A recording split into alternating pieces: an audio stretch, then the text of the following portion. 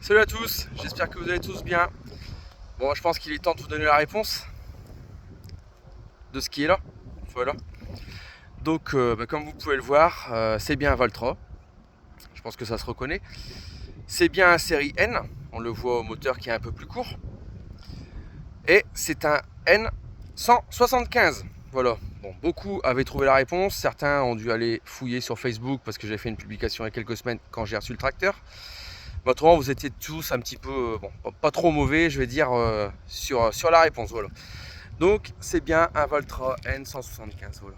Bon, il n'est pas propre. On a transporté aujourd'hui tout le foin, l'enrubanage. Donc, une centaine de balles de foin, une quarantaine de balles d'enrubanage de ce qui a été récolté la semaine dernière. Voilà. Donc, je reviens au tracteur N175. Alors, pourquoi avoir changé de gabarit, de puissance? Simplement parce que sur l'exploitation, il y a arrêt de la prestation d'épandage de lisier. C'est juste ça, voilà. Le tonneau a été revendu, il a été remplacé par autre chose. Je vous en dirai un petit peu plus dans la prochaine vidéo, quand je ferai un petit peu le détail sur le matériel. Là pour l'instant on va rester sur le tracteur, donc Valtra N175. Étant donné que j'ai plus de prestations de lisier et que j'ai plus le tonneau volumétra 16500 à tirer, en lisier, je vous expliquerai comment ça se passera aussi à l'avenir. J'ai plus besoin d'un tracteur de 215 chevaux 6 cylindres. Le tracteur le plus adapté pour ce que je vais faire maintenant, ça reste un tracteur 4 cylindres, assez puissant. Assez puissant pour pouvoir emmener tous les outils de la Cuma. Il y a des déchômeurs 4 mètres, des compacteurs 3 mètres, ben 21 tonnes, des choses comme ça. Et un N175 fera largement l'affaire. Alors, tracteur qui est beaucoup plus polyvalent, de par son gabarit, qui est quand même malgré tout, et j'en suis très surpris, là il a 50 heures, les 50 premières heures d'utilisation, très surpris niveau puissance, je m'attendais pas à ça, ça a l'agnac, ça se défend très bien. Donc surtout niveau gabarit, et puis plus besoin d'un tracteur aussi imposant et aussi puissant que le T215 avant. Et puis on va pas se mentir, c'est un tracteur quand même au niveau coût moins cher qu'un gros tracteur de plus de 200 chevaux. Étant donné que j'avais plus le tonneau, plus besoin d'un tracteur de gros gabarit, celui-là sera typé parfaitement pour ce que j'ai à faire désormais. Donc il sera le nouveau tracteur de tête qui fera donc tous les semis. Par contre il va faire les semis. Donc ça sera combiné avec le tasse avant, il fera les fissurations l'été, il va être sur le nouvel outil de la Cuma. On a acheté un carré Pantera 4 mètres repliable avec un smart de lame dessus. Donc c'est lui qui le fera. Il va faire la benne à la moisson, il va rouler le grain, il va rouler les patates, rouler du maïs. Il fera les petits chantiers de tassage chez les 2-3 potes avec qui on fait de l'entraide, ça ira très bien comme ça. Et puis voilà quoi, tout simplement. Donc c'était mon choix en ayant décidé d'arrêter l'épandage de lisier. Choix qui s'est trouvé fait au printemps. Tout simplement parce que c'était plus cohérent de continuer la prestation avec le travail d'élevage qu'on a. Il fallait prendre un papier, un crayon, une calculette, poser des chiffres et puis prendre des décisions. Chose que j'ai faite et je regrette absolument pas du tout. Je suis très content de me réorienter sur mon exploitation, parce que partir faire de la prestation, arriver à une certaine taille d'élevage ou d'exploitation, c'est négliger son travail sur exploitation, et ça commençait à me poser des gros soucis. Voilà, des gros soucis surtout psychologiques, de ne pas se sentir très bien quand on n'est pas à jour chez soi, qu'on va faire le travail des autres, qu'ensuite il pleut ou qu'on doit se dépêcher ou faire les choses pas tout à fait comme il faut. Voilà, j'avais besoin de me recentrer sur la ferme. Et ça n'a pas été chose facile de prendre cette décision, parce que le lisier, ça fait quand même 12 ans que j'en faisais. J'aimais ça. J'ai démarré mon activité avec ça il y a 12 ans, donc 12 ans quand même. Et donc d'arrêter cette activité, ça s'est pas décidé en 2 heures. Ça a été un peu plus compliqué que ça. Mais à un moment donné, il fallait le faire, et je l'ai fait, et j'en suis très content. Et d'où, voilà, en résulte l'arrivée de ce tracteur. Donc, voilà, je vais retourner la caméra et vous le présenter un petit peu. Voilà, donc Valtra N175, il est rouge. C'était mon choix, je voulais pas remettre de couleur, ni orange ni quoi que ce soit. Franchement, mon avis à moi, je le préfère, les Valtra, je les préfère rouge, rouge naturel, je vais dire. Mais donc voilà. Donc hop, N175. Donc, alors en pneumatique, on est en BKT, on est en 540 65 28 à l'avant.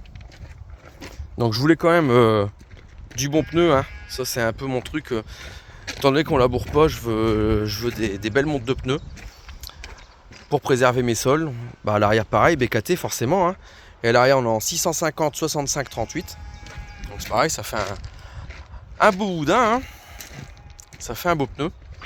Voilà, bon la carte grise arrive, hein, rassurez-vous, hein, je ne l'ai pas volée. Hein. Voilà, voilà.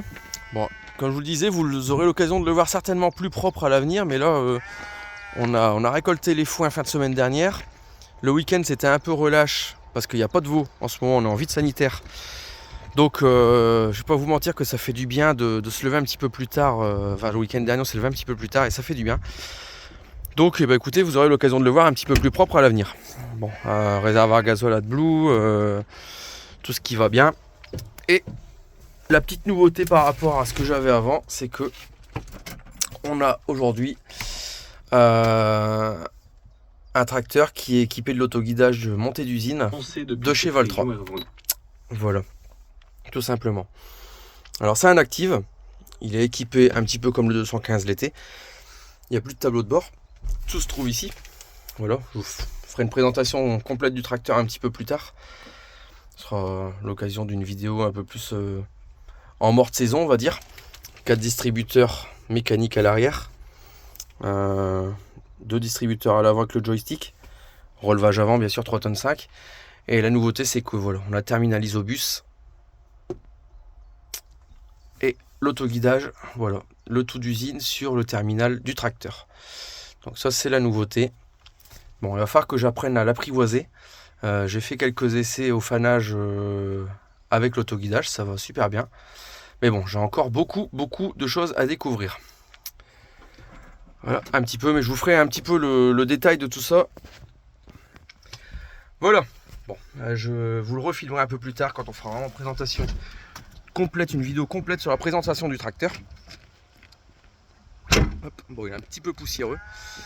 Mais les premières impressions sont très bonnes. Très bonnes. Franchement, même un peu surpris, je ne m'attendais pas à ça. Par rapport au N134 qui lui fait 135 chevaux, l'autre de base il y a 30 chevaux de plus. Bon, on sent aussi que niveau turbo et niveau injection, c'est quand même poussé. Ça n'a rien à voir. Et puis N134 série 4, N175 série 5, je pense qu'ils ont retravaillé des paramètres moteurs et pas mal de paramètres de la série 4 à la série 5, amélioré beaucoup de choses et ça en fait franchement un tracteur très péchu. Je pense que je vais bien m'amuser avec ça. Donc lui va semer, hein, donc il va semer quand même une belle surface. Parce que dans les évolutions, nous on est sur un peu plus de 50 hectares maintenant, je referai le point. Quarantaine d'hectares de culture et à peu près 12 de prairies. Et à l'extérieur, il va travailler sur également à peu près 70 hectares à l'extérieur. Donc voilà, donc il aura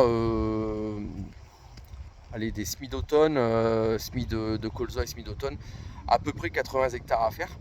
Donc il y a déjà pas mal à faire, plus les élevages.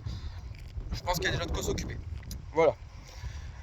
Vous voyez là derrière, on a quand même pas mal bossé aujourd'hui, on a tout rentré. Alors là, ce sont les balles de foin qui sont bonnes, ça va rester là 6 semaines, je prends pas le risque.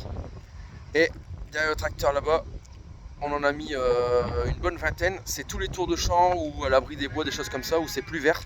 Et là par contre on prend pas le risque de les mélanger avec les autres, ça va rester au moins 2 mois dehors pour prendre le risque. Et celles-ci rentreront dans le nouveau hangar qui va arriver là. Donc les hangars seront montés au mois d'août. Normalement, dernière nouvelle. Donc on va couler les bétons. On a bien avancé sur les coffrages. Je vous ferai voir ça un peu plus tard. On va couler les bétons, je pense, d'ici quelques jours. J'ai encore du coffrage à faire au niveau du couloir. Et puis couler une première partie des bétons.